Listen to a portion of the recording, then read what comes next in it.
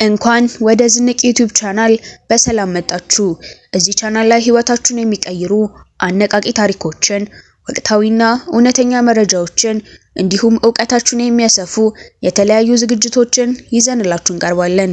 ዛሬም እንደተለመደው ልዩና አስተማሪ የሆነ ርዕስ ይዘንላችሁ መተናል። ይህ ቪዲዮ አዲስ እይታን እንደሚሰጣችሁና ለህይወታችሁ ግብዓት እንደሚሆን አንጠራጠርም። ቪዲዮውን ከመጀመራችን በፊት ግን ለዚህ ቻናል አዲስ የሆናችሁ ሰብስክራይብ በማድረግ ቤተሰብ እንድትሆኑ እንዲሁም የደወል ምልክቷን በመጫን የምንለቃቸው ቪዲዮዎች በሙሉ በፍጥነት እንዲደርሳችሁ እንጋብዛለን። አሁን በቀጥታ ወደ ዛሬው መሰናዷችን እንለፍ።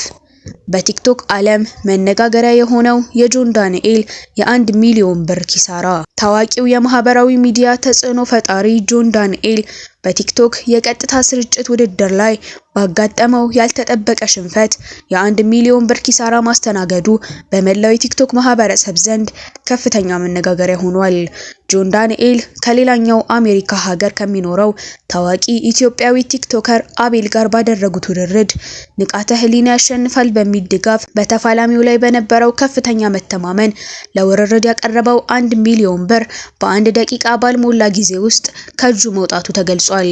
በጆንና በንቃተ ህሊና መካከል በተደረገው የትግል ውድድር ተፎካካሪው ጆኒ ድልን የተቀናጀ ሲሆን ይህም ጆን ዳንኤል ያስያዘውን ከፍተኛ የገንዘብ መጠን በአይን ጥቅሻ ውስጥ እንዲያወጣ አድርጎታል። ይህ ድንገተኛ ክስተት በቲክቶክ ተጠቃሚዎች ዘንድ የተለያዩ አስተያየቶችን እያስተናገደ ይገኛል። አንዳንዶች ሁኔታውን ከፍተኛ የድፍረት እርምጃ ሲሉ ገልጸውታል።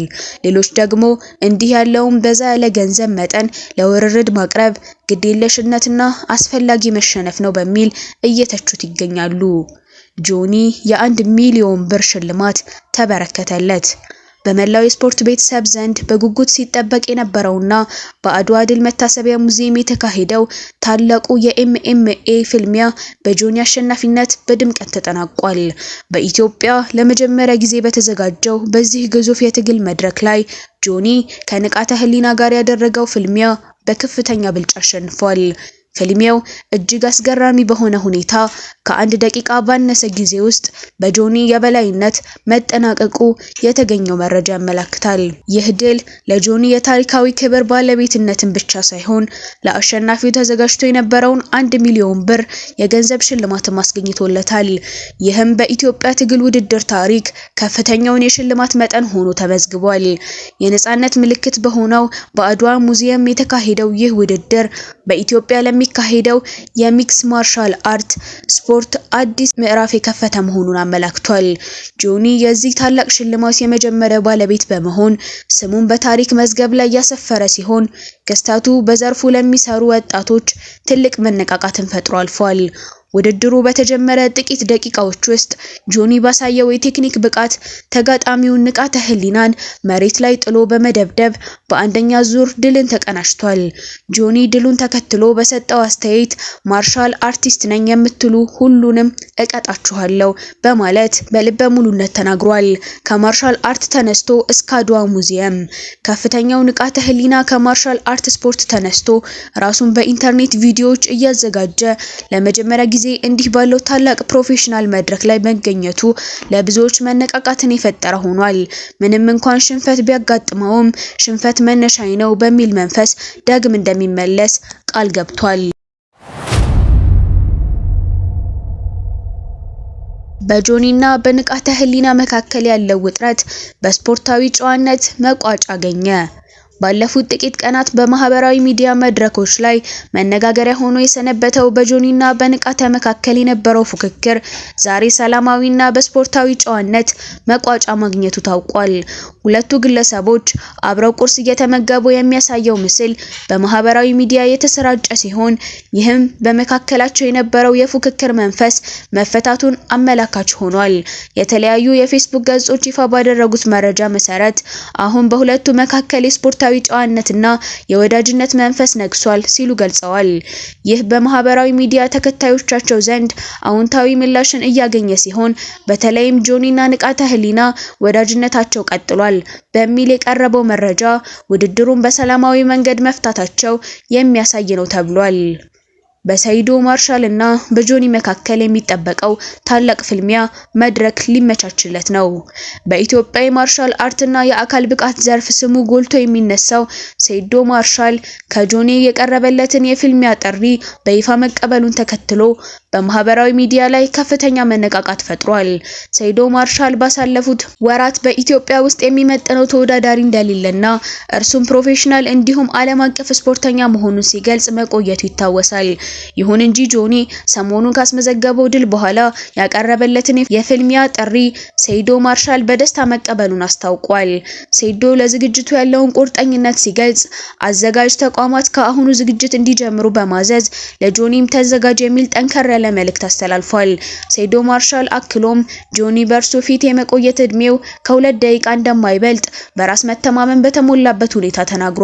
በተጨማሪም ሰይዶ ማርሻል በቅርቡ በነበረው የጅላሎ ፕሮጀክት ቆይታው እስካሁን በነበሩት ፍልሚያዎች ተሸንፎ እንደማያውቅና አሁንም ያንን ክብሩን ለማስጠበቅ ዝግጁ መሆኑን ገልጿል።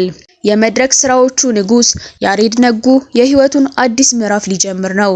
በኢትዮጵያ ዘመናዊ ሙዚቃ ውስጥ የራሱን አሻራ እያሳረፈ የሚገኘውና መድረክን በውዝዋዜና በድምጾ የሚያደምቀው ተወዳጁ ድምፃዊ ያሬድ ነጉ በእጮኛው ቤተሰቦች እሽታን አገኘ። በሙያዊ ብቃቱና በፈጠራ ስራዎቹ አድናቂዎቹን ሲያስደምም የቆየው ያሬድ አሁን ደግሞ በህይወቱ መድረክ ላይ ለየት ያለና ውብ የሆነ የህይወት ምዕራፍ ለመጀመር እሽታን ተቀብሏል። ያሬድ ነጉ በኢትዮጵያ የሙዚቃ ኢንዱስትሪ ውስጥ አዲስና የራሱ የሆነ ስታይል ይዞ ከመጡ ጥበበኞች መካከል ግንባር ቀደሙ ነው። በተለይም ባህላዊ ዜማዎችን ከዘመናዊ ቢት ጋር በማዋሃድ ያቀረባቸው ስራዎቹ የኢትዮጵያ ሙዚቃ ድንበር ተሻጋሪ እንዲሆን ትልቅ አስተዋጽኦ አበርክቷል።